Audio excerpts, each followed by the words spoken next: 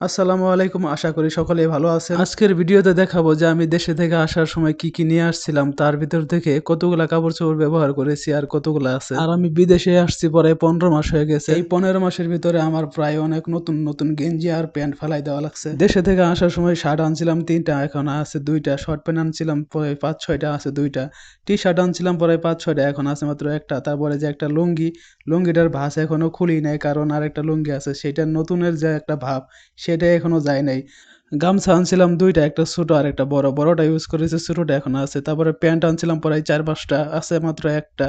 তারপরে যে একটা বালিশে কাভার আনছিলাম 2টা, একটা ব্যবহার করছি আর একটা আছে।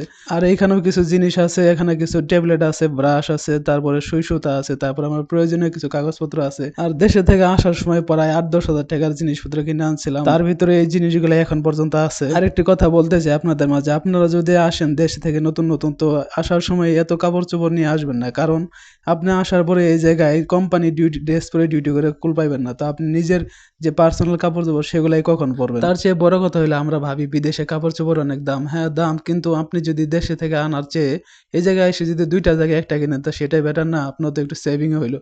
তো আপনার দেখা গেছে এই জায়গায় আসার পরে আপনার স্বাস্থ্যটা বেড়ে যাইতে পারে, আপনার স্বাস্থ্য কমতে পারে, তো সেই হিসাবে আপনার কাপড় চোপড়গুলো নষ্ট হয়ে যাবে।